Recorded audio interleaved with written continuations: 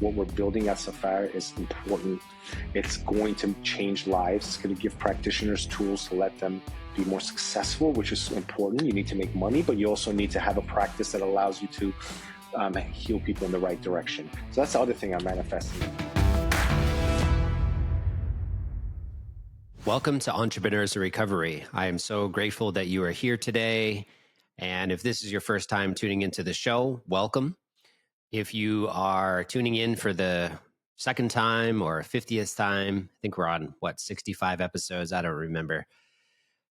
Please go ahead and like and subscribe, leave a review. This helps more people to find the podcast. And I'm pretty excited. We are reaching almost 300 subscribers on YouTube, which is exciting. We're moving up and we're starting to reach more people. And I'm just so excited for these guests that I've had on already. Some of these guests that are coming on the show. And I want to let you know that if you are a guest that you resonate with the show and the direction of Entrepreneurs in Recovery and where we're going and where we're headed and where our last, let's say 10, 20, 30 guests have gone, and reach out, ask me to be on the show. We'd love to have you on and interview you. And maybe if there's a guest that you've heard that you are inspired by and you want to get access to, reach out to them or reach out to me and I'll help you get connected with them, because that's really what this is about. It's about connection. It's about synergy, and it's about disruption in a positive way so that we can help to make a difference in our own lives and obviously in the lives of others.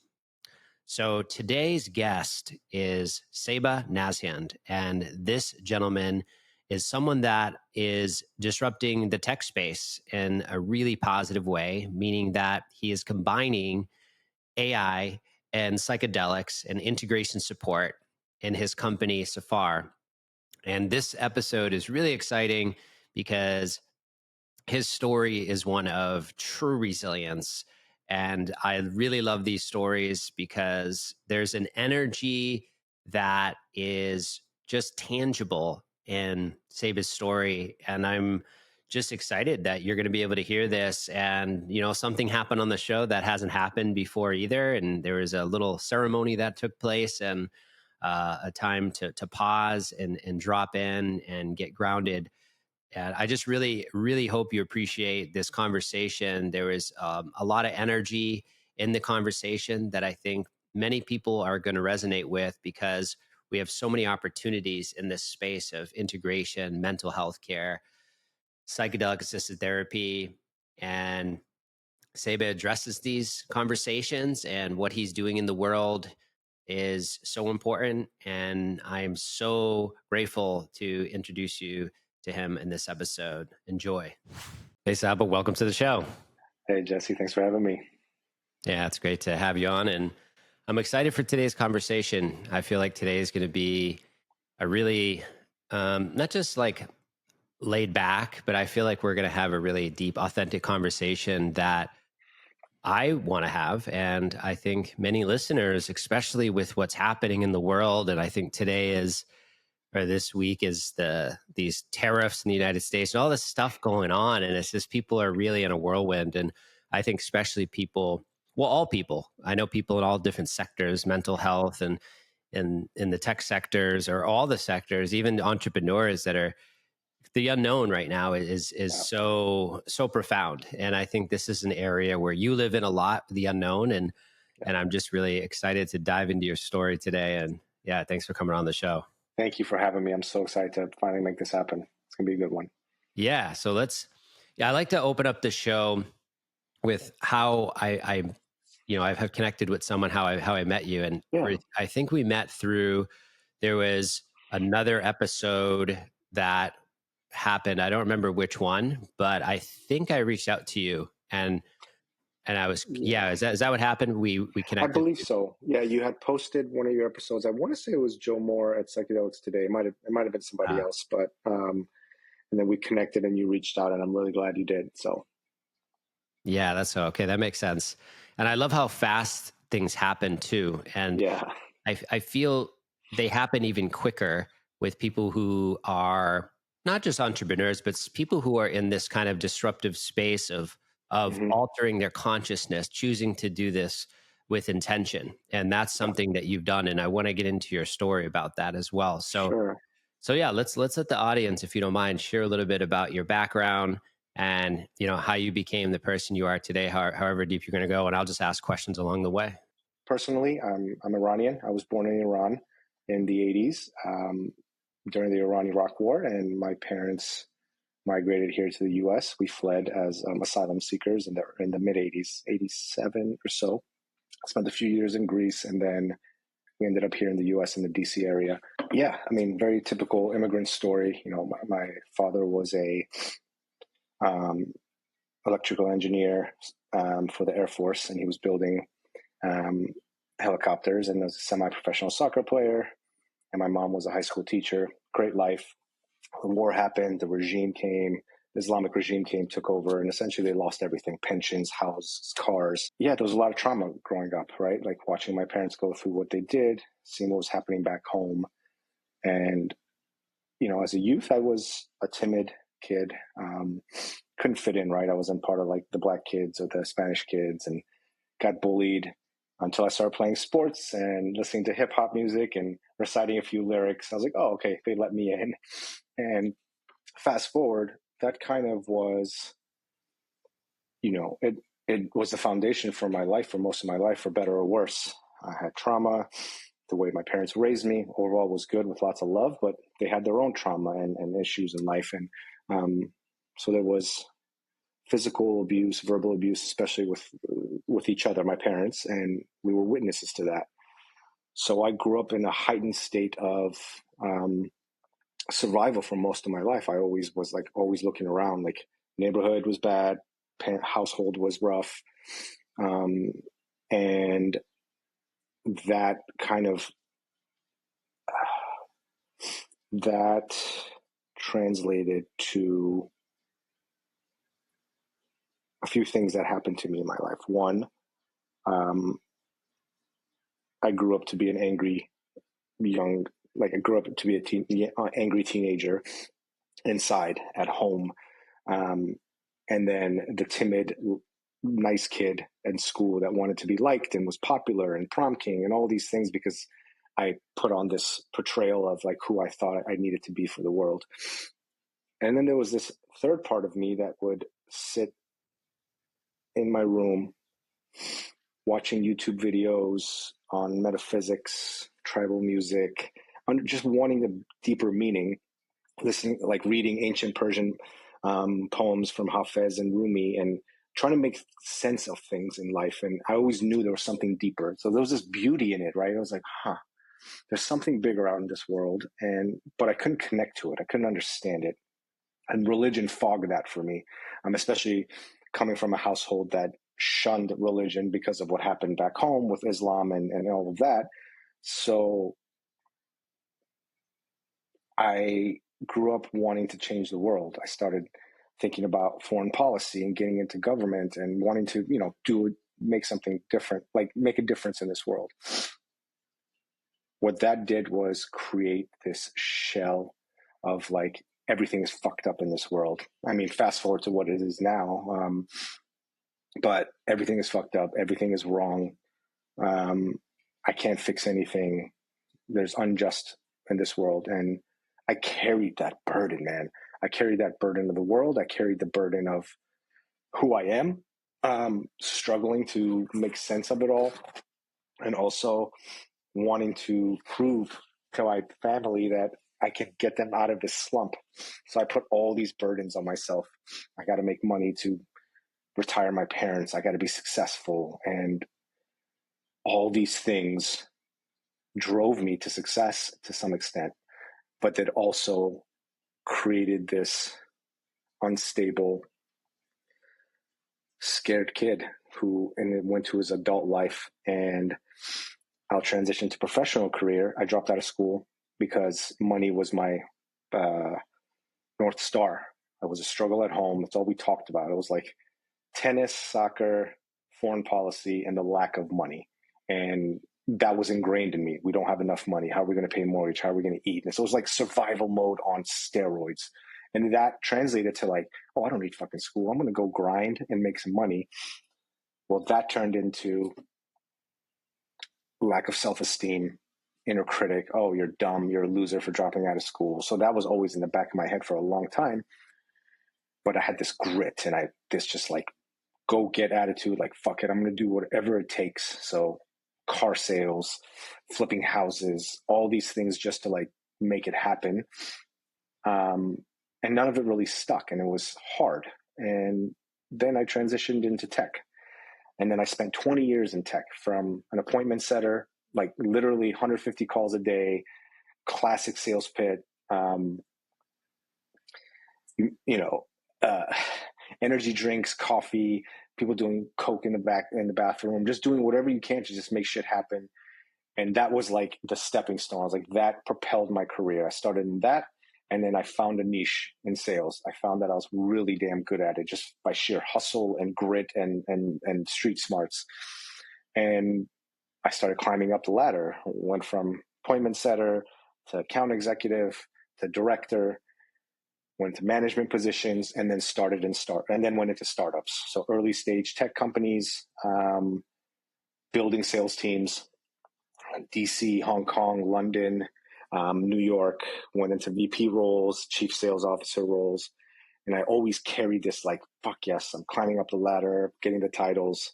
And then the stress that came with it, right? I think for most people who know how startups and VC-backed organizations work, it's just like, it's always scale, always grow by any means necessary. And in sales, every quarter you start over, for better or worse. You had a great quarter, next quarter you're at zero. And that killed me because I took it on.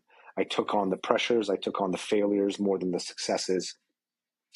And yeah, I mean, I think we can pivot shortly, but that was how my career was up until 5 years ago, until I decided to make a change. And I'll stop there, but that's, give or take, my background. Yeah, it's interesting. Like, it's interesting how I can relate, even though like you came from Iran and all these things. Like, I can relate to the hustle, and growing up in a single parent household with my mom, it was like sales became my way out. It became my way out. I found a way to connect with people, and I became really good at sales. It sounds like that was the way for you, but you got caught in the trap, like many do, like I did, that, oh, I can rescue my parents. I can make it happen. I can get the money, and then I'll be happy and they'll be happy, Exactly. And you get caught in that money trap. Like, how did you navigate that later on? Because that's something you can stay in. Yeah. I'd be lying to you if this still not lingers. If this still doesn't linger, it does. My relationship with money, and we all know that just like everything in this universe, money is just energy. How you think about it, how you respond to it, how you approach it, it's just energy. And when you approach it from a position of scarcity, a position of fear, you're always chasing, and it's never enough. And that happened. That turned into like, oh, well, okay, this paycheck, this commission check, amazing. I'm making a shit ton of money. I need more. And I didn't know what to do with that money. So I spent it. I spent it on material things and experiences, which I don't regret the experience part. But I always thought of it as like, oh, I'll just get more, not realizing, again, the energy that I was putting behind it. And it took up until, man, a year ago, I'm 43 now, to start recognizing the toxicity behind it and how it, for all intents and purposes, ruined my life, and why I made some really shitty decisions in my life because of it. So I started thinking differently a little bit. I started thinking like everything else when I started getting into plant medicine work and doing the deep healing work, mainly about 5 years ago, 6 years ago now, that just like everything else, you have to surrender. You have to understand what's important in this world. And what came out of it was the lack of love I had for myself, the lack of empathy and grace I had for myself, because I was always beating myself up. I was getting beat up by my bosses. And so there was that shift of like, oh man, it's time to start thinking more consciously, as a conscious leader, as a conscious entrepreneur, what money means, what wealth means. And that's been kind of the shift there. Yeah. Yeah. That's the whole thing is what I've learned too. And I've really learned it in the last year is the lack of self-love. What are all the ways that Yeah. I don't love myself? That's really what it Oh comes man. down to with money, because obviously the money thing was projected on you, right? But from your Yeah. parents, it's just Correct. projected. It's generational trauma. It's coming through all these different channels, and then it's projected on you, and then you're in a hyper state of like, okay, I'm gonna make it happen. I'm gonna be the one. And it's 100%. like, and then what it reveals is all the ways you don't love yourself, because Correct. your love is inherent. It's not, you don't need to externalize it. And I think that's the chase, right? We get Yeah. into, and it's really hard because just like you, like I still get in that out too. I mean, I see my mom aging and I'm like, I'm going to Yeah. take care of her. I'm going to get her in this home. I'm going to do this. It's like, and the reality is it's like, slow down, like relax, take care Yeah. of yourself, love yourself. And Exactly. because, even if you did get the money, I think that's the lie. Even if you did get the money and you were able to provide all that for your parents, at the end of the day, is that ultimately going to make them happier? Maybe in some ways, but is it like, it's ultimately about you and the ways you're not loving yourself, because they just want to see you happy, right? They want the best for you. And I think it's one of those traps that we and many are in right now, and in a lot of shame, and this shame is avoided at all costs to even talk about. So thanks for bringing this up. This is such Yeah, a of course. Of topic. course. Yeah. No, thank you. So let's talk about, you were 20 years in tech and all, and Yeah. how did you pivot from that to psychedelics? Like, how did you get from that to um, so around 2019, I was living in New York City. Um, my wife at the time was pregnant with our first kid, my son, Oliver. And I was in a toxic work environment. We were living in the middle of Manhattan. This was like literally right before the pandemic, and started seeing a therapist and just trying to figure things out. And um, started peeling back the layers of like, what the hell does this all mean? Like toxic behaviors, which obviously I can talk about. And like therapy peeled back the layer, a couple layers, and it helped me understand like why I think the way I think, why I did or do the things that I do. And it was kind of like it was a little mind blowing, almost like a slap in the face, like, oh my God, it makes sense. It makes sense that I have daddy issues. It makes sense that I am seeking out external validation. It makes sense that I don't love myself for these reasons. And that kind of shook me. And I was like, I'm about to become a father. I have these pressures of, we're living in Manhattan. Obviously, it's expensive, and, it's always grind. And I love New York, and I would probably still consider that home. It was such a profound time for me for those 7 years we were there. And right then, pandemic came.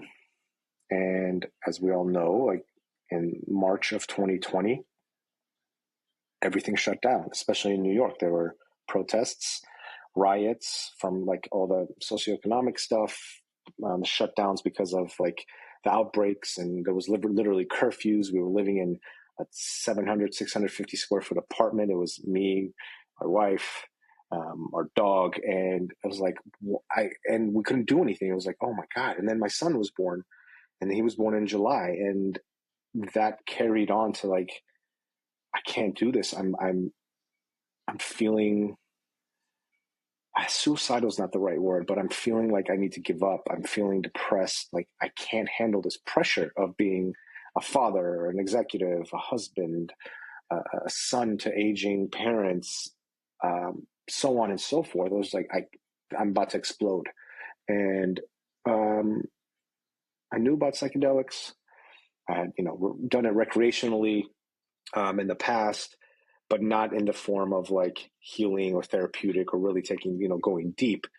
And then between like just my curiosity and also just the times, Tim Ferriss was talking about it a lot with his depression. It was on podcast. Johns Hopkins got this big, massive fund to build their conscious center. And it was right around that time, right? And I started getting curious and started learning more. And then I took the dive. I took the dive personally. I was like, I'm going in. I feel like there's nothing else that I can do, for better or worse. I probably didn't know how else to approach it. And I sat with 5-MeO, and that was kind of my first foray into psychedelics. And that just literally, figuratively blew my head off. I connected to God. I felt the creation of the universe. I purged, I cried. All these feelings came up of like, oh my God, like I've been a shell of myself my whole life. I've been chasing shit that just doesn't matter in this world. And what am I going to do now? Like, how am I going to be a better father? What am I going to teach my son? So all these things came up in that session, and I actually sat with it 4 times in a row that day. And it changed me, man. It made me realize how I was approaching life, how I was approaching the people in my life, the lack of love I had for myself and for people around me, because I didn't know what love was. Like, I came out of that being like, well, love? What is that? I don't even know. Like, I have this idea, this fantasy, but I don't know what the fuck that means. Like, how do I love? What is love? And I soon realized the most important thing in this world is to understand yourself first and foremost. Sit with yourself, learn about what you believe in, what your values are, get deep within, like, who the fuck am I? Know thyself, right? And it's like, oh my God, yes. And this is what I need to teach my son. This is what I need to teach my kids. Like, he's going to learn street smarts. He's going to learn external stuff. That's just the way of life in this Western 3D world we live in, right? And I want to help him with that. But what I'm going to do my best in is help him know himself first, help him get connected with his emotions, with his beliefs, and then everything else will fall into place. And that was this moment of like, oh man, yeah, that's it. And that translated into, I came out of that session. It was like a Sunday maybe. And I was in the middle of Manhattan, and I walked home from Midtown to where I lived in Tribeca at the time. It was like a 45-minute walk. And just cried and laughed and cried. And the next day I was like, I got to get on a Zoom call and talk about sales and look at spreadsheets. The fuck is happening right now? And I spent that next 2 weeks in a fog. I was disassociated with myself, with people around me. There was no integration. And it forced me to start learning more. It forced me to join like communities and seek help of like what just happened and what I learned. And fast forward, that took me onto this journey of like, my career doesn't define me. Tech sales doesn't define me. Money doesn't define me. And I want to do something bigger, more impactful. And I didn't know what that was at the time. So naturally, just being in tech and as an entrepreneur in business, I was curious about psychedelics as a therapeutic model, as a scientific model, and just in general, quote unquote, as an industry. So I dove in. I sat another session, did a heroic dose of mushrooms and a retreat. And then I started learning more. I started going to conferences. I started networking and learning more about the space. And that turned into this curiosity that just was like, wow, I'm meeting like-minded people. I'm learning more about the profound healing abilities of psychedelics, the good and the bad of psychedelics, and also the industry as a whole. And that propelled my sorry, I'm going to back up for a second. I spent the last 10 years also advising companies. So I was doing advising for founders and helping them build their businesses. So this itch was there, and I had a lot of knowledge and experience. So I knew I was helping people. So I was also consulting on the side. And I started consulting for organizations in the psychedelic space and started learning more, started immersing myself. And that was this moment of like, I don't know if this is my calling. I don't know if it's fair to say that. I don't know if this is my purpose, but for all intents and purposes, my old career is dead, and I want to work on something different. I want to channel my creativity, and I want to work on something impactful. And that's how I got into psychedelic, not just personally, but also, I guess, professionally. Yeah, I mean, that's a huge pivot. I mean, that's like, Yeah. and that makes sense. Your first experiences with 5-MeO DMT, which is no joke. It's a heavy hitter. No joke. And It is a heavy hitter. I spent a year training and learning about the molecule, because when I Right. did it, it was similar experience. It was there was these things about love and this things that I thought they were, and then I had an experience of becoming what I believe is love, or becoming what I believe is God. And yeah, it just sounds like for you that was the major pivot into, okay, you know what are my values? What is most important? And what a profound opportunity to have in a lifetime, to be able to have that experience and then be able to go in that direction, and then take the action. And so Yeah. so I'm curious about, you have an AI driven integration platform, right? That's Yes. about psychedelic assisted therapy, but even integration. And Hmm. it sounds like when you did your experience, you didn't have the greatest integration, but you were wise enough and had the common sense enough to not blow your life up in a negative way, even though you probably a little destabilized you. But now your company now is about. So tell me about this company, because we talk about AI on this podcast. Yeah. We talk about psychedelics on this podcast. But you're talking about combining them. So can you let us know, like, what is it, this company Safar? Like, what is Yeah. this about? What does it even mean? The word Safar. Totally. So let me take one step back, because I think Sure. this is, and it's critical because it's connected, obviously. But I did want to light my life on fire, because everything I knew and believed, I recognized that it was just a facade. I wasn't myself. I wasn't real. Decisions I made, I was questioning everything, like everything in my life, like who I am, my marriage, my career. I was just, everything was just on the drawing board. And what psychedelics also did was connect me to the things that I had bottled in for so long in my life, that I was just ignoring because it was too heavy and it hurt too much. And it was the childhood stuff. You know, I I was born 2 months early because my mother couldn't hold me in during the war, and I needed a blood transfusion to stay alive. And then realizing that I knew that my whole life, but it was kind of brushed off. But then understanding that the impact that that had on my mother, first of all, and then her transferring that trauma into me, and me being born into chaos, was like, of course, these things make sense. Of course, like I'm confronting these things. Of course, like I have these feelings, and my point with all that is like psychedelics, what they also do, for better or worse, is going to bring up shit that you had held in for so long in your life, and you're going to be forced to confront it. And ideally, you're confronting it from a beautiful place, from a place of curiosity and love and grace. But there's moments where I was like, I don't want, I'm in ceremony. I was like, I don't want to think, this is too much. I don't want to think about this. Like, please stop. Um, and the reason why I bring that up, to your question with my company and integration is everything. Like, yes, psychedelics are great and they're amazing, profound medicines and tools, but that's all they are. They're tools. And just like my 5-MeO experience, like they gave me a hug and said, "Have a nice fucking day." After that, I'm like, "Are you kidding me?"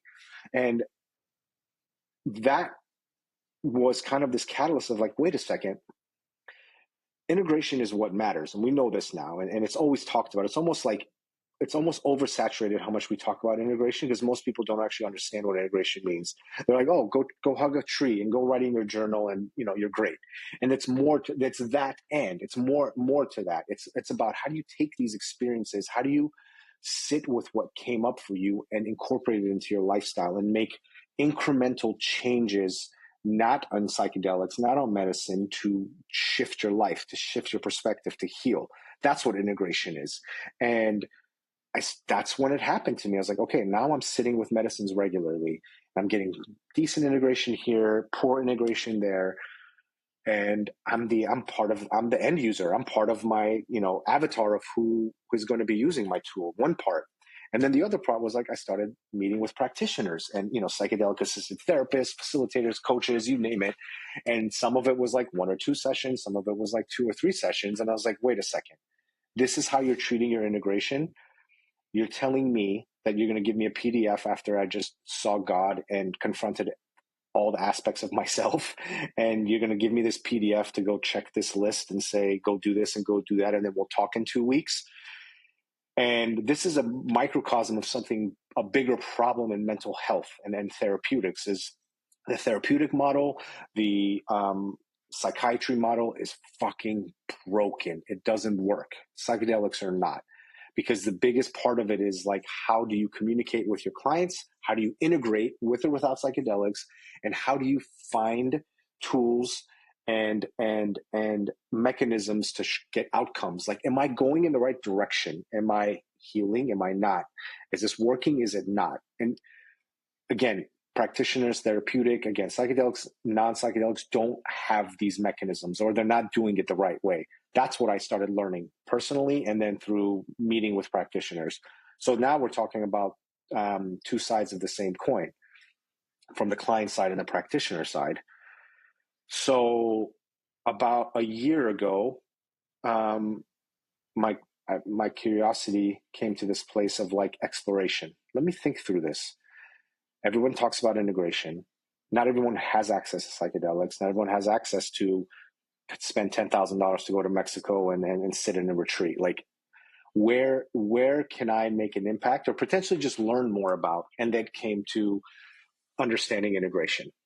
So sorry, that was long-winded, but that's kind of how I got to where I am today. And so I built Safar, which means, which translates to journey in Persian. And the whole idea of Safar is building a tool that allows practitioners to customize, manage, and communicate integration protocols to their clients. And we do that through a couple mechanisms. Obviously, the prep work, intake, note-taking, pre and post journey information, and then using AI as a tool to take that information and build custom protocols for clients that allows them to communicate on the platform, that allows them to go through their integration, and most importantly, measure outcomes. And we do that through a few different ways, some proprietary that I won't get into the full details, but some through mechanisms of psychological scales, from classic psychiatry to psychedelic scales.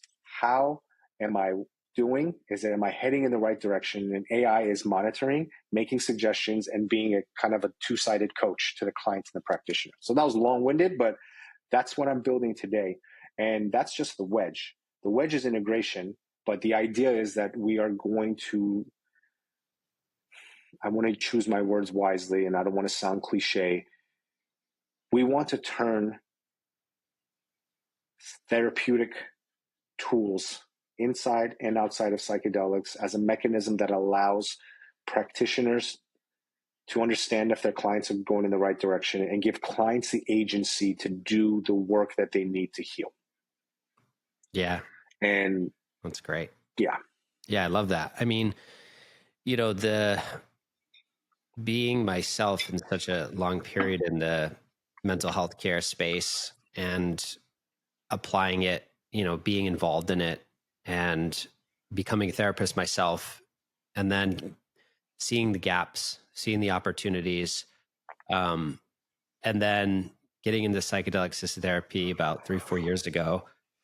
Like, there was already such a gap, right? There was already such a gap. And so then when you bring in psychedelics, now you're stirring up so much, and you're going from 0 to 1 million with 5-MeO and certain psychedelics. And,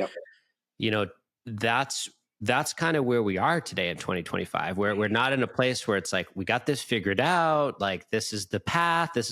No way. I mean, I talk to psychiatrists, doctors, people on the podcast, friends of mine in the space, people like you. We are like, I'll ask them, I said, what's the dosing protocol for, let's say, ketamine assisted therapy, sublingual doses for someone who has this diagnosis, or this is what's going on? And they'll say to me, we don't have it.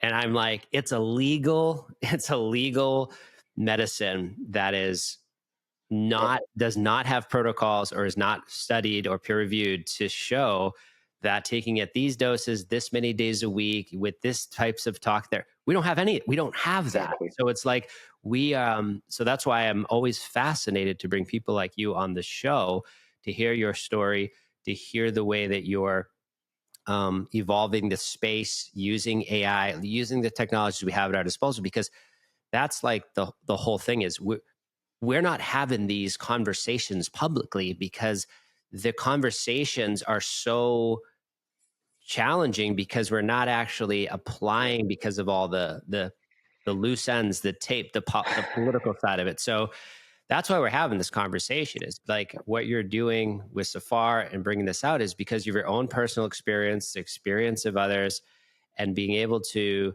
do something about what's actually happening. Like this is actually happening. People are dying and committing suicide and overdosing, and all these things are happening right at this moment.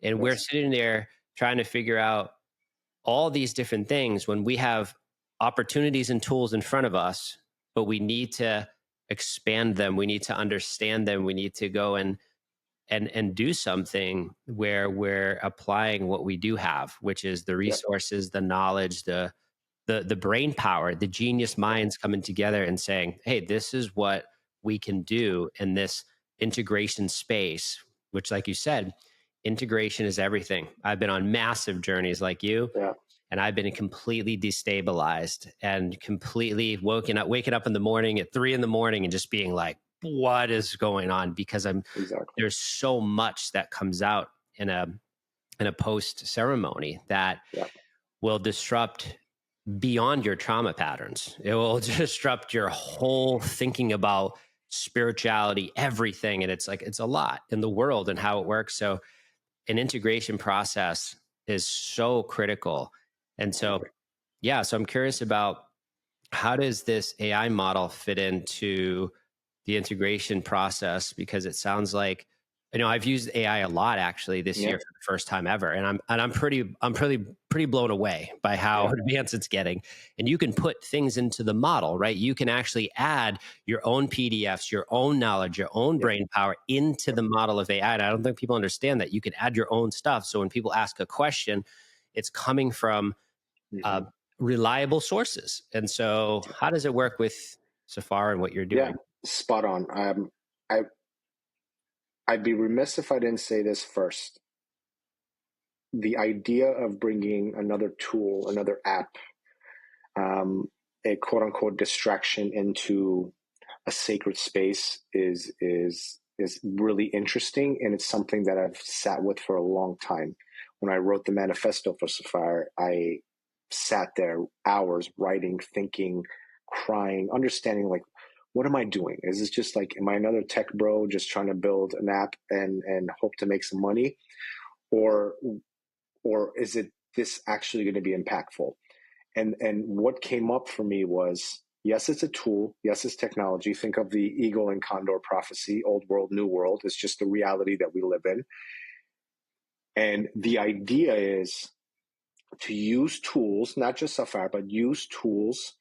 And how we're driven by our mission and vision is use Safar to be able to get back to community and nature. So using technology to get away from technology. And I know that sounds kind of counterproductive, but that's the goal with Safar. Because at the end of the day, the more connected we are with community and nature and universe and ourselves, the more we're going to heal and be our most authentic self. So I want to throw that out there. It's like, that's so critical, and that's part of integration, right? To your question on AI, it's exactly that, man. I mean, I've been using AI for a handful of years now. Like back in the day, I was doing natural language processing, NLP technology with previous companies I was working at. And it's, to your point, it's just evolved. And every day I'm actually experimenting with ChatGPT.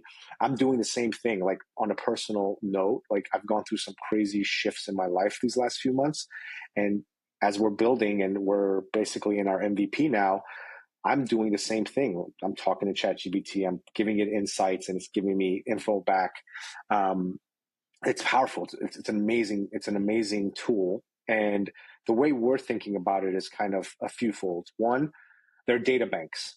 There's integration protocols out there, right? Maps, Vital. Like there are organizations that have thought about this, that have done this really well. And so there's already a ton of information out there. So take that. we're already training our models with that. So that's number one. There's already we've started like 5-6 steps ahead with the data banks and the protocols that are already in place. So that's number one. Number two, AI is already doing the work. So we're going into like Jungian philosophy, integration practices across all psychiatric models. There's always been there. Integration isn't just in psychedelics. Integration has been a model that's been used in Western therapeutic models for decades. So that information is already there. We're feeding them the data banks that I just mentioned. So they're learning from that, and they're already like getting their minds wrapped around these models. And then on top of that, we're having the practitioners, again, we're giving the agency the practitioners. We're not telling them how to do it. We're giving them the tools to say, here's what we built for you. Go and customize it, edit it, change it, what you think is best for your client, and make those changes. So then now we're adding new data points to the AI models, and practitioners are continuously adding that. That's the other part of it. And then we're getting feedback loops. Now we're seeing clients responding to the protocols, how they're answering the prompts, at what points in time and day they're answering it, what their responses are, how the practitioner is responding back to these prompts. Now that's getting fed into the data points. So it's becoming this huge ecosystem, and dare I say, this mycelium network that is just growing of protocols, actions, data points.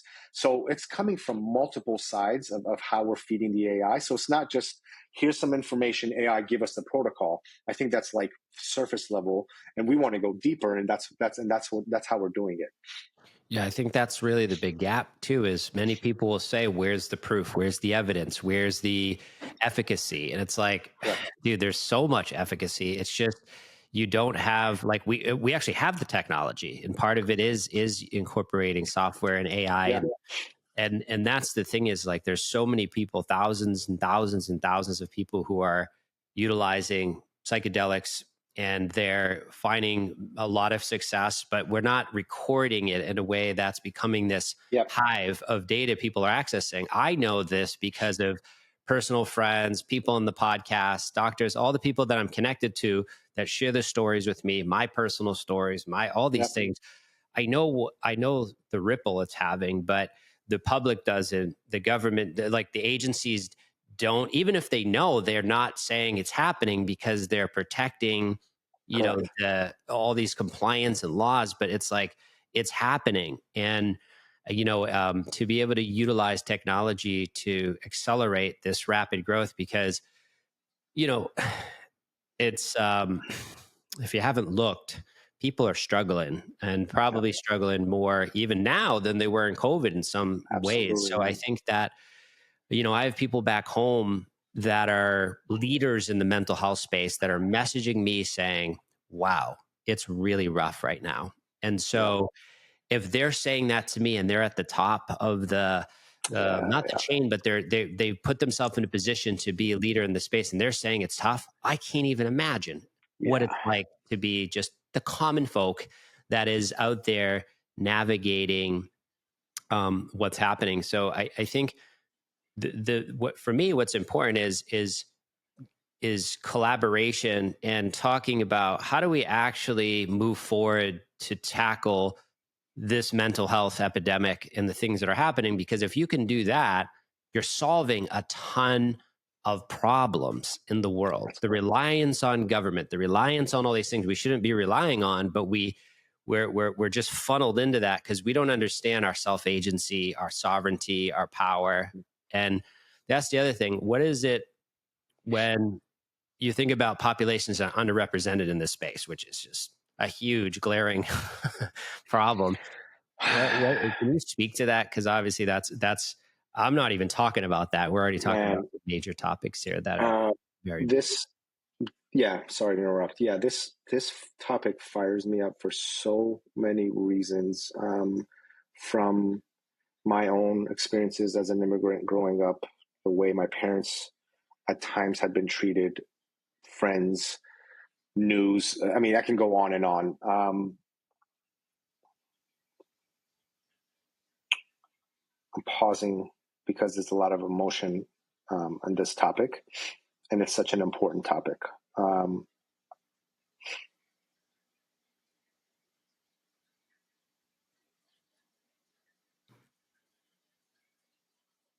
the underrepresented community, specifically people of color, have been systematically degraded their whole lives since the beginning of time in history, in modern US history, let's just call it that. Everything that has happened to that community, to the people of color, to the Black community, has happened because every step of the way they started from a place of disadvantage. I mean, it just goes back to the laws, how they were treated, socioeconomic, money. I mean, anything, real estate. Like I can go on and on. Prison reform. Everything comes back to laws that have been written for the majority. Let's call it what it is, the white population. And when you don't fall into that, those laws are going to ruin you and your family for their foreseeable future. So let me elaborate a little bit. If I am a young person, a person of color who is going through mental health issues, first of all, from a cultural perspective, which part of my culture falls into that line, is like it's frowned upon to talk about your feelings, to talk about that you have issues, because it's just not what you do. In my culture, the men in my culture don't talk about these things. You just suck it up and like, feelings, what's that? Put that shit to the side and go get your shit done, right? There's that mechanism there that I can't speak on fully for other communities or other cultures, but that's there. So you're talking about a person who, first of all, can't rely on their community for the most part. That's number one. Number two, you're asking them to take a risk, which is a risk. You're asking them to take a risk to sit with these drugs and medicines that for all intents and purposes, for the most part, are illegal. And these are federal, like these are, Schedule I drugs that you can go to jail for a very long time. So now you're asking them to take on a risk to get shunned by their culture and put down and bring them down to a rabbit hole. And then you're asking them to take on a massive legal risk that can get them arrested and go to jail for many, many years. That's another part, right? And then let's talk about the accessibility. Everyone wants to talk about access and love and light, and this is for everyone. That's bullshit. And I say that with respect and love to the community, the psychedelic community, to the industry, to the people that are doing massive work. It's bullshit. And it's bullshit because people of color don't have access to this. It costs $400 for one fucking ketamine session. One, and you need at least 7, on average 7 ketamine sessions. That doesn't even take into effect if you have the insurance or not, and if you have the right insurance to cover some or all of it, okay? Then you have to go into a therapeutic model where you meet with a therapist once a month, once a week. That's $250 there that may or may not be covered by insurance. So you're talking thousands of dollars to a group of people that, one, are going to be like, I don't have the money. 2, I don't want to go to jail. And that's a problem. That's a massive problem that we talk about it. Like, obviously I'm talking about it, but the conversation is there. And there's some really amazing groups, people of color organizations that are focusing on this. But that is the systematic issue right now, that the people that need it most cannot access it for legal reasons, which is bullshit on a drug reform policy issue, which these all should be legal in some capacity. And then from a socioeconomic problem that most of the folks that need it the most don't have the money or the right insurance to cover it. So shame on us to talk about how amazing this is without thinking about that. I told you I was going to go on a tangent. So yeah, do it. The thing that I want to do, I don't know how this can fully happen, but the idea with Safar and the idea with me continuously talking about this and putting myself on the spotlight, like, come to me. Like, I don't care. Like, put me down. Tell me I'm being an asshole for having this conversation. I'm okay. I'll take that hit.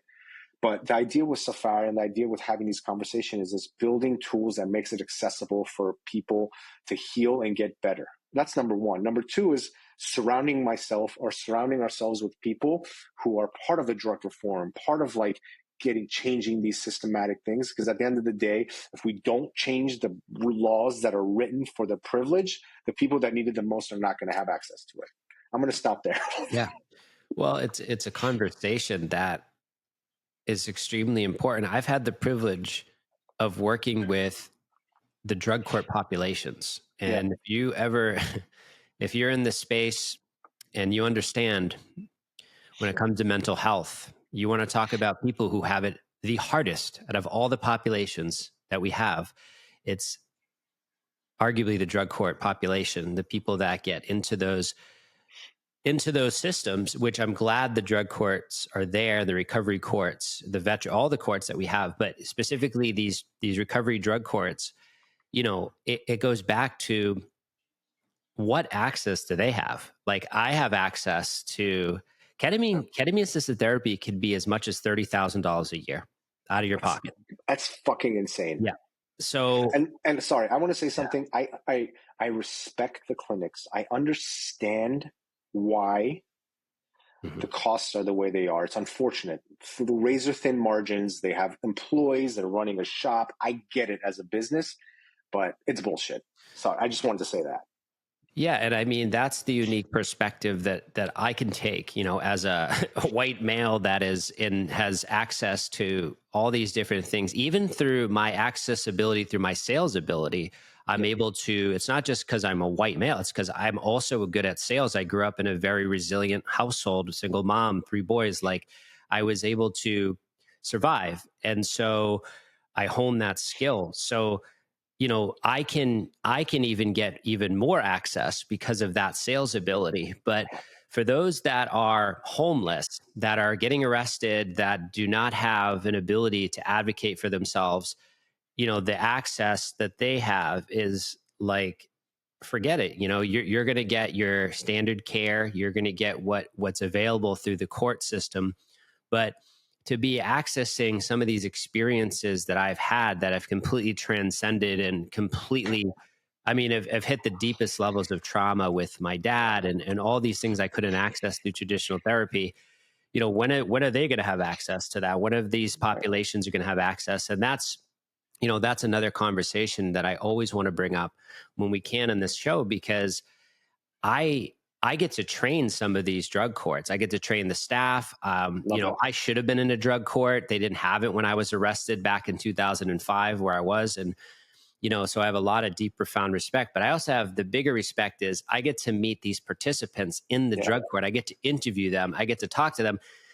And they are literally rehearsing and saying things that they're being told to say about their recovery process because they don't have access to all these other modalities that I do.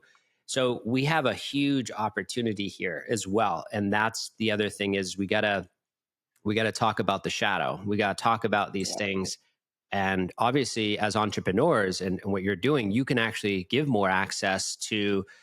You can't save the world, but you can give access to people that may not have it. And that's what I'm so excited to bring someone like you on the show is like, there's funds, right, that are coming out, these different funds, like, Nico's fund with Althea. And you have these, these funds that are going to pay for people's psychedelic journeys, which is amazing. But it's showing you that who's really doing this. The entrepreneurs are making this happen. Yeah, of course. Yeah. Yeah, I agree. Thank you for sharing that. And by the way, Nico is a brilliant human, and what he's doing with Althea is groundbreaking work. So I'm grateful to know him and grateful that he's doing that work. Yeah, man, it's hard. It's yeah.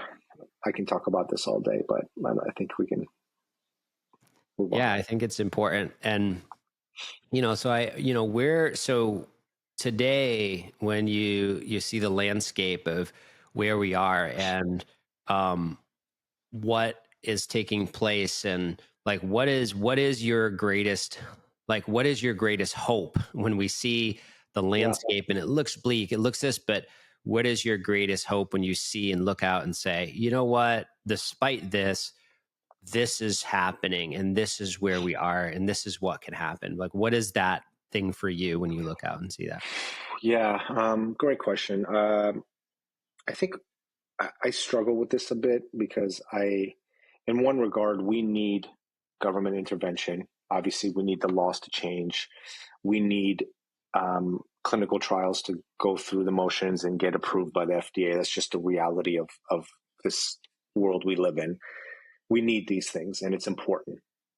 And until that happens, we kind of dance around, right? We're dancing around trying to figure out how to do this. And, I think about this all the time. Like, I could have built a product, a business in any industry, and would have a much, dare I say, easier, maybe less frictionless, less frictionless path to success, to growth, to scalability.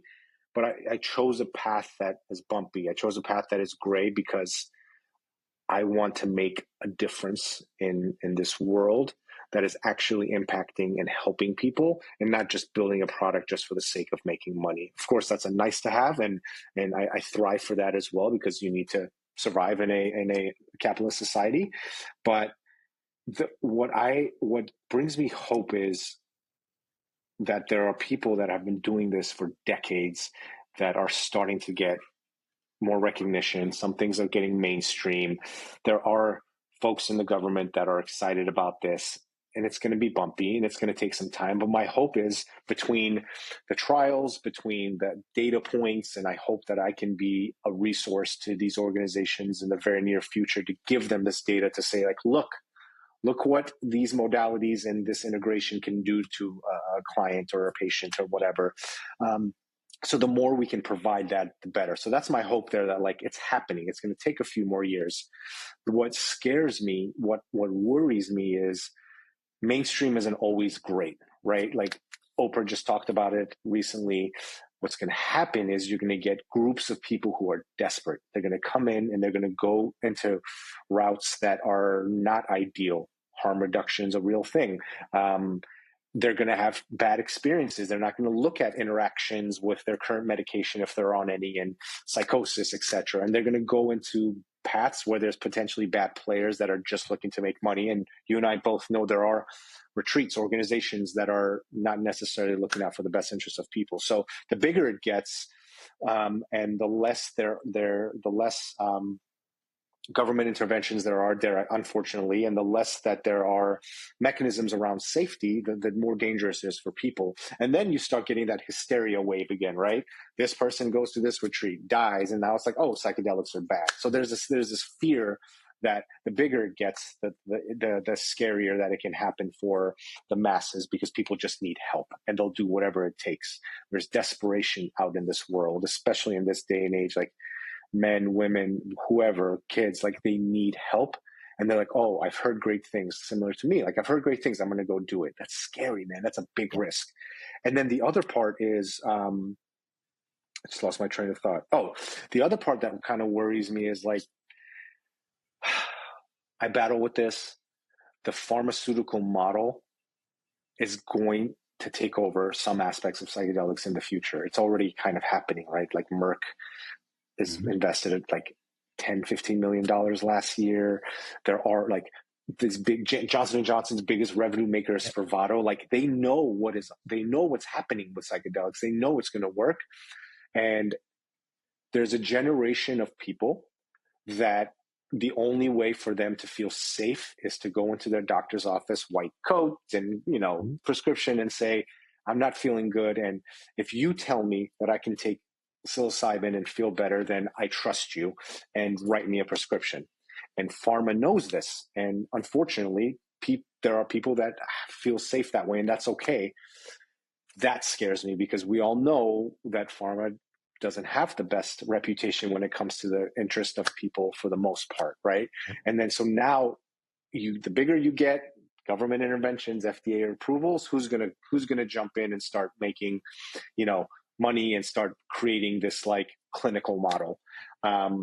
I'm not saying it's all bad. I think there's a place for that, but I worry about that. And I worry we fall back into this whole wave of SSRIs, but it turns into psychedelics and it doesn't have the same sacredness, like the part of like connecting to God and universe, and the ritual behind it and the ceremony behind it is so critical and it's so important to have.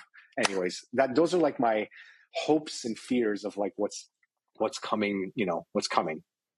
Yeah, and I think you're not alone in those fears. Yeah. It's it's a reality that we're facing, that's coming up, and it's a big one. It's a behemoth. But I think that there's there's collaborations and conversations and people coming together who are like, all right, we know that's going to happen. We know big pharma is going to take a big chunk. They're going to do everything they can.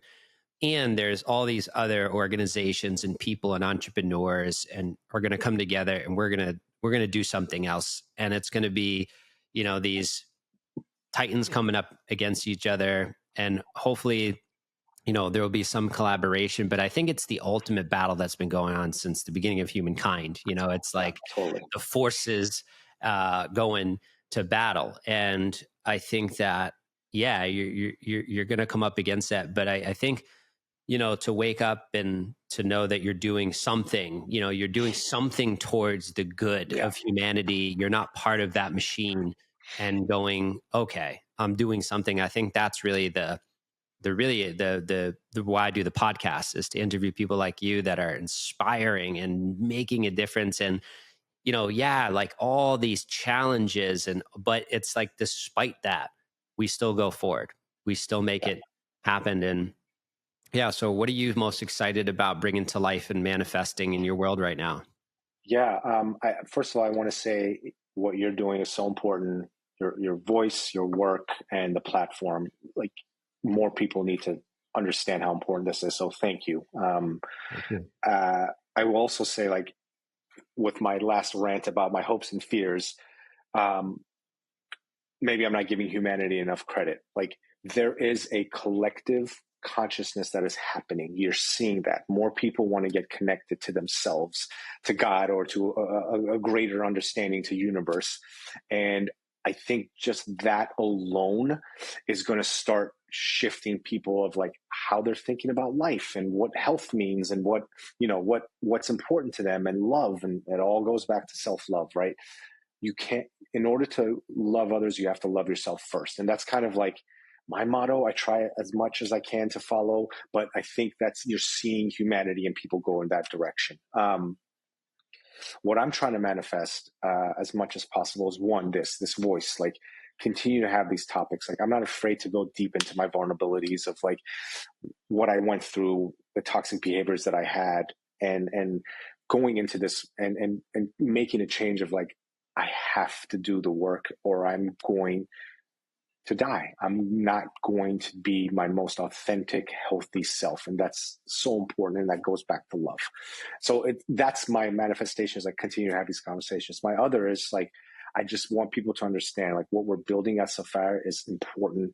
It's going to change lives. It's going to give practitioners tools to let them be more successful, which is important. You need to make money, but you also need to have a practice that allows you to heal people in the right direction. So that's the other thing I'm manifesting. And then the last thing I want to manifest is, I mentioned this, we're a business, we're here to grow and scale, but I'm putting a call out to, if practitioners, facilitators, anyone that has clients that's working with coaches, anyone that has clients that's working, anyone that's working with clients on integration and doing this work, reach out to me. I will happily provide the tool for free for a long set amount of time to make sure that you're set up for success. And I'm building this for you. I'm building this for you and the clients. And then the people on the other side, I'm manifesting like I'm an open door.